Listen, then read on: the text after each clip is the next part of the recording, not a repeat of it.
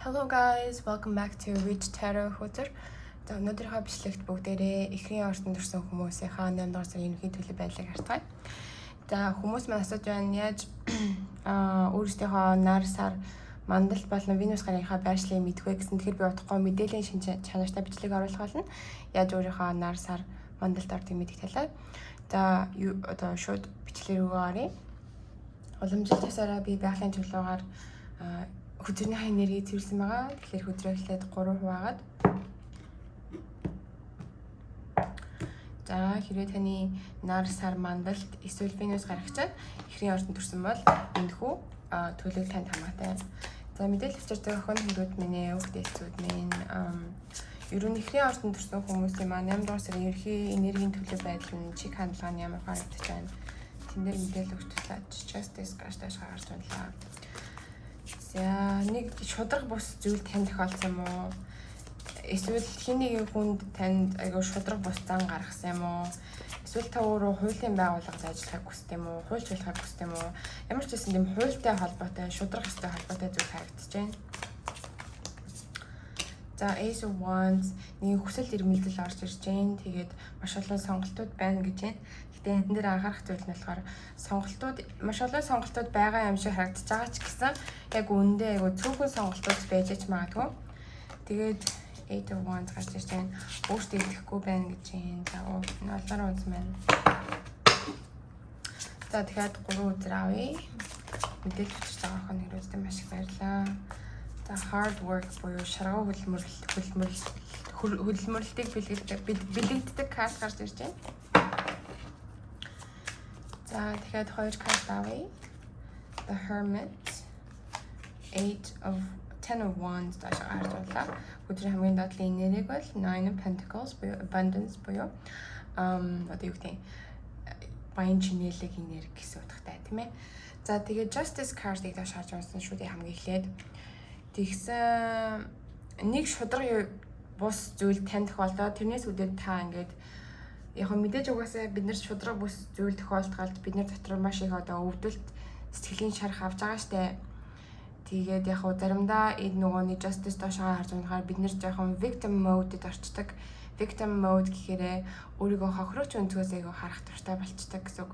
Дуртай ч яг зүгээр хохирогчийн өнцгөөс харахаас өөр өнцгөөс харах ямар ч тийм боломж байхгүй юм шиг санагдаад байдаг. Гэтэл яг үндэ бол бид нар өөрсдөө бүтээгч өнцгөөс харах ёстой. Бүтээгч өнцөг гэдэг маань тань тохиолдож байгаа одоо зүйлүүдийг яаж харах нь танаас өөрөө чинь шалтгаалж байгаа гэсэн үг. Ойлгож байна уу? Тэгэхээр яг одоо жишээлх юм бол ингэж харъя л да. Нэг айгүй аимшигтай амьдралд нь айгүй аимшигтай зүйл тохиолдсон хүн байл та. Одоо яа гэдэг те өрөнд орчихсан ч юм уу те. За тэр хүн байл. За тэгсэн чинь тэр хүн маань хохирогчийн өнцгөөс өөрийгөө харах юм бол надад яагаад ийм амьдрал заяагцсан юм бэ? Яаглаараа би ийм хэцүү зүйлүүдээр даван туулах хэрэгтэй юм бэ? Бусад хүмүүсийн амьдрал сайхан санаагаар нь болоод л байхад яаглаараа би заавал ийм одоо тий хэцүү амьдралаар амьдрах хэрэгтэй юм бэ? Яагаад би гэж тэгээд why буюу яагаад гэж их асуудаг. Тэгтэл яг энэ хүн маань юуг ойлгохгүй байна вэ гэхээр яагаад гэж асууж хохирогчийн өнцгөөс өөрийгөө харах тусам улам ирээдүйн руугаа өөрийгөө улам хохирогч гэж мэдрүүлэх тийм одоо боломжууд яг тийм одоо амьдралынхаа ирээдүйг дуудаж чинь гэсэн үг.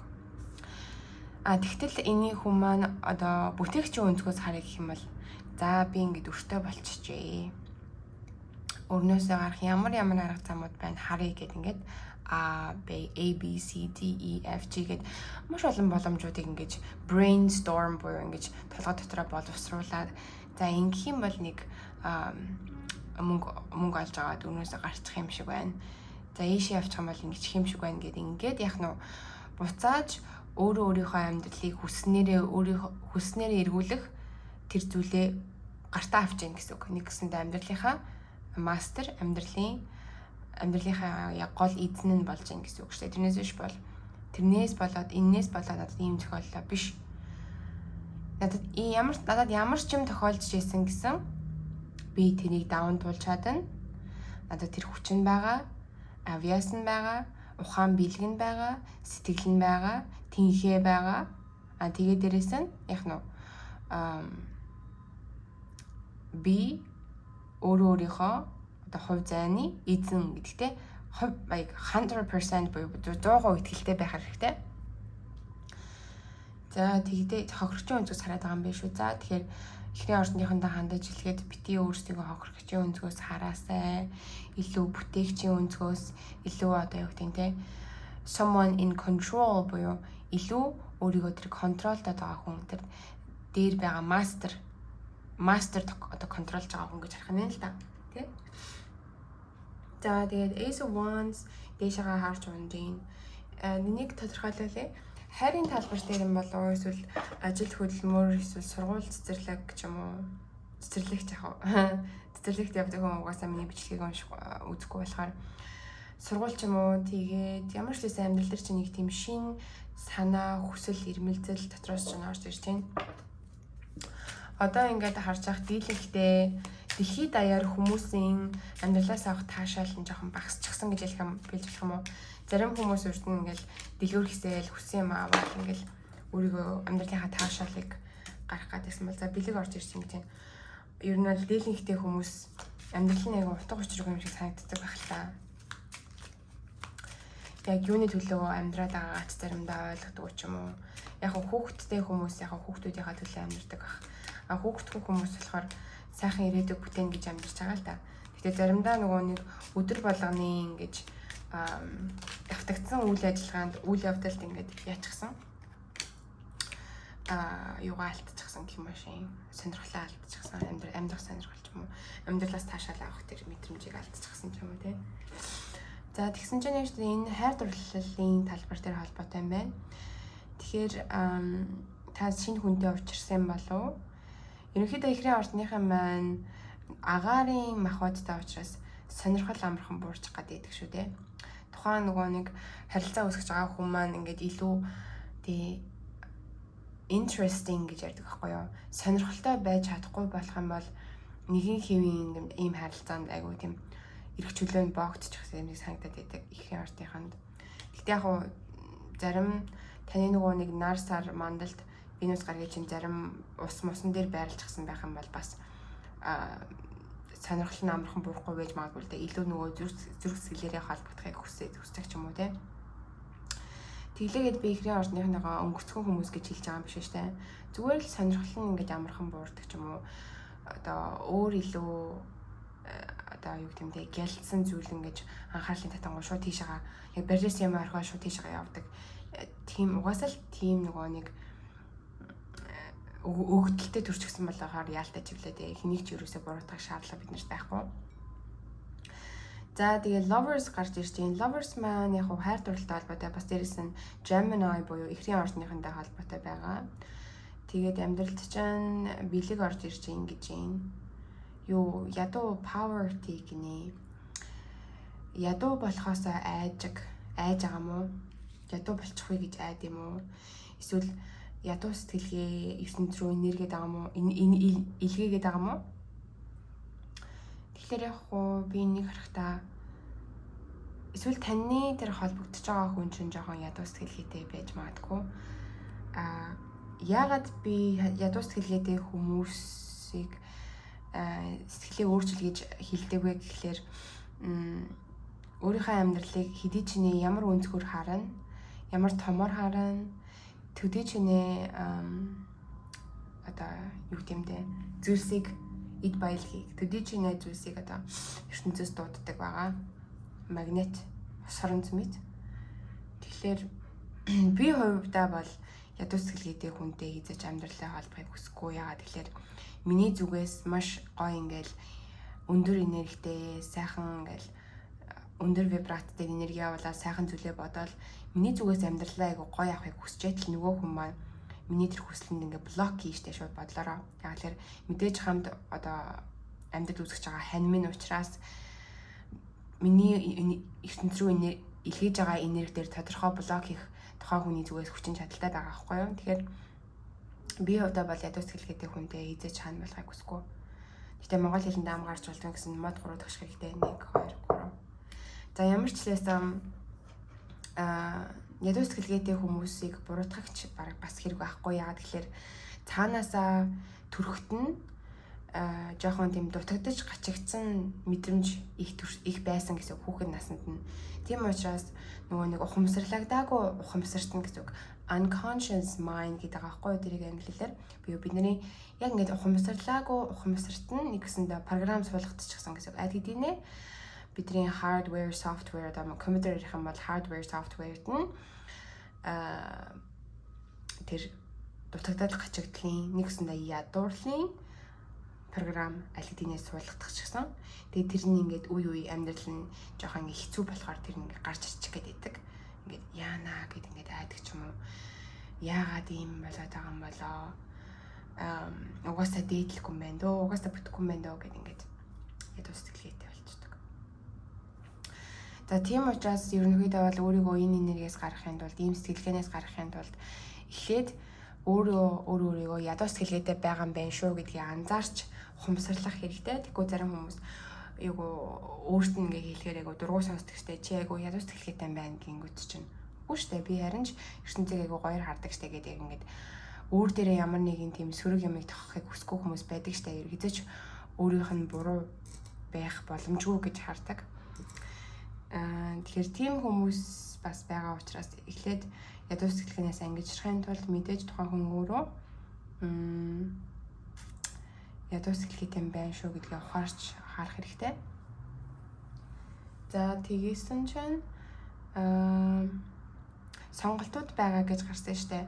Гэтэ яг буцаад энэ Ace of Wands руугаа орё. Тийм шинэ сонирхол гарч ирж байна. Тэгэхээр яг энэ хүнтэйгээ хамт илүү харилцаа илүү гүнзгийрүүлэх боломжууд орж ирж байгаа юм болов. Тэгээд энэ бэлэг нь бас юутай холбоотой юм бол энэ хүн танд бэлэг өгж байгаа юм болов. Эсвэл ертөнцөөс өгж байгаа бэлэг нь энэ хүн юм болов. Эсвэл та хоёр нийлээд ингээ бизнес хийх гэдээсэн чинь sorry ядуу сэтгэлгээний хүн гаргаад исэн болов. За ямар ч байсан ерөнхий төлөв учраас хүн болгоны амьдрал таарна гэж байхгүй. Тийм учраас авах мэдээллийг аваад хайх мэдээллийг хайраа гэж хэлье. За тэгсэн чинь надад нэрээ инстаграмаар хандж байгаа хүмүүстэй хандаж хэлэхэд уучлаарай би юусоо бичих цаагүй байгаа шүү. Тэгээд бүтэн сайнд яг ажилгүй байх үедээ бичнэ. За та бүр хариу өгнө. Тэгэхээр та бүхнийхээ үйлчлэгийг өчьё. За тэгэнгүүт ч ингээд сонголтууд гарч иж байгаа маа. Нас залуу би хөнгөн шингэн байхад хаашаач явна. Хаашаа бол хаашаа л явна гэж харж байгаа юм болов. Тийм учраас айгүй олон сонголтууд өмнө нь байгаа юм шиг харагдаж байгаа юм болов. Тэгэлэг үндэ бол сонголтууд бидний өмнө маш олон байдаг шүү дээ. Хязгааргүй их сонголт байдаг. Тэр бол үнэн. Гэтэ энэ specific card буюу энэ particular card-н дээр энэ сонголтууд нь энэ аягнууд нь үүлэн дээр байгаагийн хувьд би энэ яг харахад айгүй олон юм шиг мөртлөө яг бодит байдал дээр цөөхөн хідээ сонголт байна гэж хардаг ч юм уу. Эсвэл харахад цөөхөн юм шиг мөртлөө бодит байдал дээр маш олон сонголтууд байгаа ч юм уу. Бас нөгөө эсэргээрээ явж болох боломжтой. Тэгэхээр энэ Seven of Cups гэдэг хүзүүг тодорхойлох энэ яг ямар талбар дээр сонголтууд гарч ирж байна. Энэ Seven of Cups-ыг тодорхойлж өгөөч. Main female гол дүрийн эмэгтэй гэж ах юм. Occupation. За ямар ажил хийх вэ гэж сонголт гаргаж байгаа юм болов. Яг одоо хийж байгаа ажилдаа тийм сэтгэл хангалуун биш ч юм уу, таашаал авах болчихсон ч юм уу. Эсвэл яг өөрийг нь яг хүний хөгжил дээрээ хөгжүүлэхгүй байгаа юм шиг харагдаад байгаа ч магадгүй. Excuse me.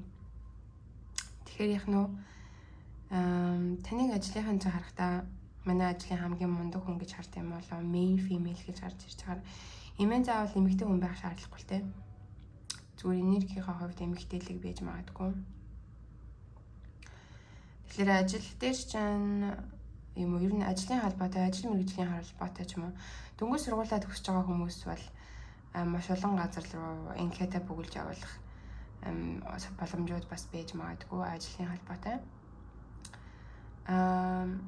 Одоо ажилтай хүмүүс болохоор яг хаашаа ямар ажлыг сонгох вэ гэд ингээд эргэлзээ тэнэлзээд байж бас магадгүй маань. Илүү нөгөө нэг санхүүгээрээ таныг илүү дээр түвшинд аваачих тийм ажлыг хүсэж бас магадгүй. Тэгээд энэ дээр thief гэж гарч ирж байгаа юм, хулгайч гэж гарч ирж байна. Таны одоо байгаа ажил дээр чинь хин нэг нь хулгайч юм шиг санагддаг юм болов уу танд? Эсвэл та ажил дээрээ ажилчин таны цагаас хулгайлаад байна гэж хард юм болов уу? Тэгэхээр энэ дээр хандаж хэлэхэд нөгөө бид нар ертөнцийг одоо бодит байдлаа бидний амьдралд болж байгаа бүх зүйлээ ямар өнцгөр харна тэр нь л дандаа биелэлээ олно. Тэгэхээр ямар нэгэн хулгайч гих зэрэг сөрөг зүйлүүдтэй бид нар яг одоо байгаа бодит байдлаа холбочих юм бол ирээдүйд бас л нэг тийм зүйлүүд тохиолдох боломжтой гэсэн үг. Тэгэхээр энэ хулгайч энэ төр гэсэн сөрөг бодлуудаа авч хаяасай гэж би та бүгдээсээ хүсье. Ер нь бол сөрөг бодлуудын эсрэг тийм бодол дотроо оюун ухаан дотроо тийм хан цаа хэрэм босгох хэрэгтэй. Одоо Монгол хятадын хооронд цагаан хэрэм байдаг шиг сөрөг бодлын хооронд сөрөг бодол болон одоо сайхан бодлын хооронд цагаан хэрэм барих хэрэгтэй та бүгд маань бодол дотроо. Тэгсэн цагт яг нь яг хүссэн амьдралаа өөрлөгөө дуудаж ирнэ гэсэн. Гэхдээ та ингэж манифест буюу хүссэн амьдралаа дуудах явцдаа тэр арга техникийг маш зөв хийх хэрэгтэй. Зарим хүмүүс хэлдэг асуудал та чи ингээл бичлэг дээрээ эерэг бодолтой зүйлүүдийн эерэг бод тэгжээж амьдралаа өөрчлөн гэж яриад байдаг. Яг үүндээ бол би дандаа л хүссэн юм агуугаал эерэг бодолтой л байсан. Тэгтэл одоо бартал миний амьдрал яг хүснээр маань өөрчлөгдөөгөө гэж хүмүүс над руу хэлдэг. Сүүлийн над руу бичсэн нэг хүмүүс хандсан хүмүүс тэгж над руу хэлсэн байсан. Тэгэхээр тэр хүмүүстэй хандаж хэлэхэд тэр нөгөө манифест хийх техник чинь буруу байна гэж би та бүгдтэй хэлье. Альва зүйл дээр яг зөв мастер болъё гэх юм бол мэдээж техник зөв байх шаардлагатай штэ. Буруу техникээр яваад байгаа бол хизэж хүрсэн үр дүндээ хүрэхгүй штэ. Ер нь ямар ч юм дээр тэр техник гэдэг зүйлийг маш төгс болох хэрэгтэй. Тэрний мэдээж буцаад нөгөө хэлэхэд аль хэдийнэ хүсэж байгаа амьдрал чинь болчихсон юм шиг, биелжчихсэн юм шиг талархаал, баярлал, тийм хангалуун энергийг явуулна гэсэн үг. Тэрнээс шил дутмаг энерги. Тэгэхгүй бол нөгөө дутмаг энерги яадаг гэхээр намайг тийм юмтай болгож өгөөч ээ. Тийм хүнийг миний амьдралд явуулж өгөөч ээ. Тэгээж ингэж гууж байна. Тийм үү? Дутагдаад байна. Би ийм юмар дутагдаад байна гэдэг энергийг явуулж байгаа. Тэрнээс шил надад ийм юм байгаа. Би айгүй хангалуун байна гэдэг юм уу тийм энергийг явуулах тусам буцаад хангалуун зүйлүүдтэй таарна гэсэн үг. Баян сэтгэлгээтэй хүмүүстэй ч таарна бас. За тэгсэн чинь энэ нэг л зүйл дээр айгүй тийм өөрийгөө басамжлаад, өөртөө эргэлзээд, өөрийнхөө үн цэнийг асуугаад, өөрийгөө бусдад харьцуулаад нийгмээс тогтоогдсон үн цэнтэй гих одоо тогтоомжуудыг дагуу өөрийгөө үнэлээд тэрнээсээ үүдээд өөрийгөө үн цэнгүүдүүлээд байна гэж юм. Тэгтэл яг үүндээ энэ карт маань ямар мэдээлэл өгдөг вэ гэхээр дотоод дуу хоолойгоо сонсох хэрэгтэй юм байна. Тэр маань юу гэсэн үг вэ гэхээр ертөнцид та цор ганц. Бүр цор ганцтэй. Одоо сансар окторгоо хязгааргүй уудан байхад тэр уудан одоо нэгсэндээ та элсэн цөлийг төсөөлөе л да. Элсэн цөл дотор нэг алмаз байна. Одоо тэр алмаз бол та гэсэн үг. Элсэн цөл хязгааргүй ингээл явж байсан чинь нэг алмаз, тэр алмаз та. Ягаад алмаз гэж юу? Алмаз эрдэнэ гэж юу? Ягаад тэгэхээр дахин давтагдчихгүй. Бүр алмазаас үн цэнтэй байх магадaltaй. Ягаад тэгэхээр яг тань шиг ийм хүнийг дахиж бүтээн гэхэд ертөнд дахиж чадахгүй л байхгүй юу? Дахиж танаа аав ээжийг буцааж цагийг буцаагаад яг тэр нөгөө нэг таныг бүтээж авах тэр явцыг дахиж хийсүүлж бүтээн гэдэг байж болшгүй. Тийм учраас ямар үн цэнтэй вэ? Ямар дахин давтагдашгүй вэ гэдгийг өөрийгөө яах хэрэгтэй? Мэдрэх хэрэгтэй. Хүмүүс яг нөгөө бусадтай өөрийнхөө амьдралыг харьцуулахаараа ад жаргал нь үгүй болчих гээд байдаг. Тэгэхээр харьцуулалт гэдэг зүйлийг юусаа биенээсээ бодлоосоо авч хэрэгтэй. Одоо яг манай нийгэм айгу харамсалтай л да. Ажилд ороход ийм тогтоомжуудтай байх хэрэгтэй гэждэг. Англиар ярих хэрэгтэй байдаг. Тим одоо программинг мэдсэн байх хэрэгтэй ч юм уу тийм дипломтой ч юм уу ингээд тогтоолтууд заалтууд тавьчихдаг харамсалтай нь. Яг үүндээ бол хүн болгон өөр өөртөө нөгөө нэг авиас бэлэгтэй ирсэн гэдгийг юусаа анзаарахгүйгээр хэрвээ хүн болгон биш те өөрийнхөө авиас бэлгийг нээж олоод яг тэрнийхээ дагуу ажиллаа хийх юм бол хинч ажилласаа гарахыг хүсэхгүй. Яа тэгэхээр ажилласаа маш их таашаал авдаг учраас өөрт нь заягдсан авиас бэлгийг ашиглаж өөрийнхөө хоолыг олж идэж байгаа учраас маш их сэтгэл хангалуун, баяр хөөртэй амьдрахчийн хүсэл эрмэлзэлтэй байна. Тэгээ тийм нийгмийг ирээдүйд бүтээгээсэй гэж би хүсдэг. Одоо угаасаа төрж байгаа хүүхдүүд айгүй ухамсартай, ухаантай хүүхдүүд төрж байгаа юм шиг санагддаг. Яг л тэр хүүхдүүдийн сүнс чинь өөрөө маш олон удаа урд нь төрчихсөн учраас дараагийнхаа төрөлтөөсөө илүү ухаантай, илүү одоо өвөрмөцөөр сэтгэдэг хүүхдүүд байх магадaltaй гэж харж байгаа би. За тэгсэн чинь тэгэхээр энэ карт маань яг нь өөртөө 100% 100% итэг гэж байгаа шүү. За бити өөрийгөө эргэлз, бити өөрийгөө бусдад харьцуул. Өөрөө чинь үнцэн дахин давтагдашгүй тэгээл болоо. Тийм учраас бараг та тэрбум төгрөгийг, тэрбум долларыг олдог байх юм бол тэр бол юу ч биш гэж харах хэрэгтэй. Би ч бараг тэрбум доллараас ч илүү үнцэнтэй хүн шүү дээ. Одоо байгаа цалин маань миний үнцнийг гүйцэхгүй байна гэх юм уу тийм. Яг тэгчгэр чинь бас хангалуун биш энерги болж байна л да. Тэгэхээр яг тэрбум долларын цалин авдаг юм шиг тийм байх хэрэгтэй. Яг одоо үнцний өөрийгөө үнэлэх үнцний дээшлүүлэх тусам танд орж ирэх мөнгөний хэмжээ бас дээшилж байгаа. Тэгэхгүй зарим хүмүүс яа тэр надад арай хатах юм байна гэдэг ч юм уу тийм. Миний зэндаанаас дээр юм байна. Миний зэрэглээс дээр юм байна гэж шууд өөрийгөө тэр доош нь гэж болгочдаг. Гэтэл дотроос асуух хэрэгтэй. Яагаад би өөрийгөө босож чадж байхад би чадахгүй гэж. Яагаад эдгээр хүмүүс тэрбум долларын одоо орлого олж байхад би чадахгүй гэж ингэж өөрөөтэйгөө яг тэр чинь харьцуулалт бас биш юм та. Зүгээр л юу гэж байгаа одоо өөрийнхөө үнцнийг илүү мэдрэх тийм арга хэрэгсэл гэсэн үг. За тэгээд санхүү дээрээ ч юм уу ерөнхийдөө бол яг бүтээмжтэй байхыг хүсэж байгаа зүйл дээр их хөдөлмөржийн шаргуу ажиллаж байгаа гэдэг чинь маш сайн зүйл. Тэгээ та бүгдээ хандаж хэлэхэд өөрийнхөө ингээд бэк буюу нуруунд дээр ингэж зохиод за чи сайн байна шүү гэдэг өөрийгөө бас ингээд урамшуулж явах хэрэгтэй. Үгээр ч юм уу тийм. Чи маань яасан мундаг юм бэ гэдэг ч юм уу. Тэгээд за энэ хүлээж авалаа энэ шаргуу хөдөлмөрснийхөө дагуу ер нь ямар үр дүн гарч ирэх вэ? Тэгэхээр lovers гарч ирж байгаа юм. Хайр дурлал дээр шаргуу хөдөлмөрлийг хүсэж байгаа юм болоо одоо юм байла. Тэгээ marriage гарч ирж байгаа. Буюу гэрлэлийг хүсэж байгаа юм уу? Гэрлэх гэдэг зүйл одоо юм өөрийнхөө та ингэж гэрлэж байгаа мөчийг одоо ингэж яаж байгаа штэ. Мэйл гэж гарч байна. Гол дүрийн залуу.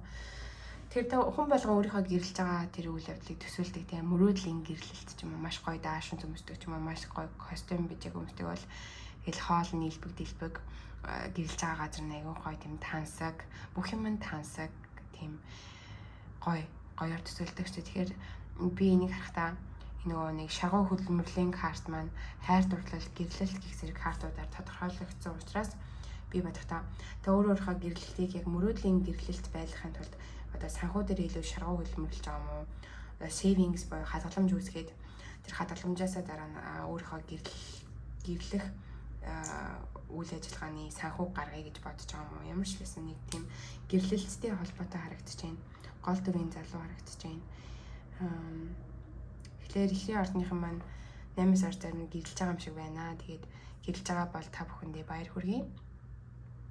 Ирээдүйд чинь ад шаглаар дүрэн энийг баясал хөөр болон баян чинэлийг хилтгүү сэтгэл ханамжаар дүрэн амьдралаас авах ирч хүч чинь ундарч байх болтугай гэж хэлж байгаа хүмүүстэй ихрийн ордынхандаа ерөөё.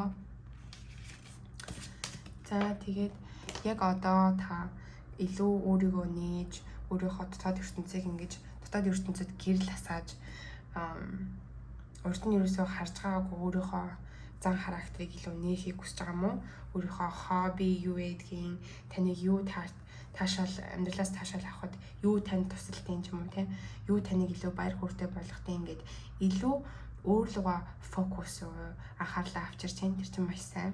Өөрийгөө хайрлах нэг алхам чинь ингэж хэлж байна гэсэн үг. Тэгэхээр бид нэр өөрийгөө хайрлахдаа ямар ч болцолгүй хайрлах хэрэгтэй. Тэгээд болцолгүй хайрлаж байгаа учраас ирээдүйд таны болцолгүй хайрлах тэм ситуацуудыг дуудаж авчран гэсэн үг. За тэгээд Ten of Wands ашгаа харж унсан байна. Энэ маань юу гэсэн үг вэ гэхээр амьдралд болохоор урд нь маш их ачаа нөмрүүлсэн юм шиг, маш их ачаа нуруунд ирж өөрлөсөн юм шиг стресстэй, ачаалалтай энерги байна л да. Тэгэд энэ маань одоо ингээд төсөглөн иржээ гэж юм. Тэгэхээр яг нь яагаад ингэж урд нь хүмүүс ингээд маш их стрессж байгаад гівэнд стрессдэггүй болдог вэ гэхээр амьдрал нь ямар ч юм болсон гэсэн тэрийг дуулах хүчин чадал, тэрийг туулах хүчин чадал өөрт нь байгаа гэдэгтээ 100% 100% итгэх тусам юу ч амьдралд нь тохиолдсон гэсэн энгийн нэг шалгалт мэт санагддаг. Ингэнэ чи нэг юм байт юм аа, би мэдэн штэ, би яаж туулахаа мэдэн штэ, би яаж хийхээ мэдэн штэ, тэгэл би чинь 100% авдаг штэ гэдэг амар өөртөө итгэлтэй те. Миний амьдрал руу ертөнц ямар ч шалгалт шидсэн гэсэн би тэрийг 100% авах бололцоо, боломж, чадвар, мэдлэг, тэнхээ, хүч надад бүгдээрээ байгаа гэж өөртөө яг нь тэгж сануулах хэрэгтэй байна. Тэгснээрээ та тийм ачаалттай байгаа юм шиг санагдахгүй. Энерги чинь ингэж шавгадаад байгаа юм шиг санагдахгүй. Уламж илүү энерги хүч аваад, уламж илүү өөрийнхөө ямар хүчтэй гэдгийг мэдрээл, улам илүү архирахыг хүснэ. Араатны хаа мэд. За тэгээд бүгдээрээ тань зөвлөгөө өгч вингээ сонгоцгоё. За галт тэрэг гарч ирж байгаа нийш тийшээ аялах байгаа юм уу? Ад левел хүсэж байна. Тэгээд гөрвөл гарч ирж байна. Хайр гарч ирж байна. За би тэр галт тэргийг харахтаа ийш тийшээ аялаад нөгөө ад левел хөөх хүсэлтэй болоо. Ер нь л ихрийн ардныхаа маань ийш тийшээ аялах чин хүсэл эрмэлзэлтэй. Ийш тийшээ аялснаар өөртөөхөө ертөнцийн талаар мэдлэг нь илүү дээшилж дахиж одоо юу гэдэг дээшилдэг, ахидаг. Тэгээд аялах боломжууд 8 сард гарч ирж магадгүй байна. Богоон зугаад ховд явдаг ч юм уу гэхгүй юу. За тэнгуүтээ гөрвөл гарч ирж байгаа нь та хоёр нь хаанч ямар ч газар очсон айгүй дасан зохицох чадвар маш өндөр байна гэлтэй. Энэ бол сайн чадвар, маш хэрэгтэй чадвар. Тухайн хаанч очихдаа тухайн орчныхоо хүмүүсийн ерөнхий төлөв байдлыг ингээд дүгнээд хараа те. За энэ хүндээ ингэж харцвал ингэх юм байна. Энэ хүндээ ингэж хамаагүй юмаа илэн далангуу ярьж болохгүй юм байна шүү гэдэг ч юм уу ингэж сайн тэрийг мэдрээд тэгээд харьцдаг гэнэ л дээ. Тэнгүүд чинь нөгөө нэг зүрх гарч ирж байгаа нь өөрийгөө илүү хайрлах боломжууд 8 сард гарч ирж магадгүй. Мөн дээрээс нь нөгөө marriage буюу гэрлэлт гарч ирсэн учраас бас хайртай хүнтэйгээ гэрлээд аз жаргалтай амьдралыг бүтээх боломжууд 8 сард ирж байгаа юм болов. За тэгээд 8 сард юу нэхрийн орныхондоо амжилт хүсье. Дараагийн дугаар хүртэл түр баяртай.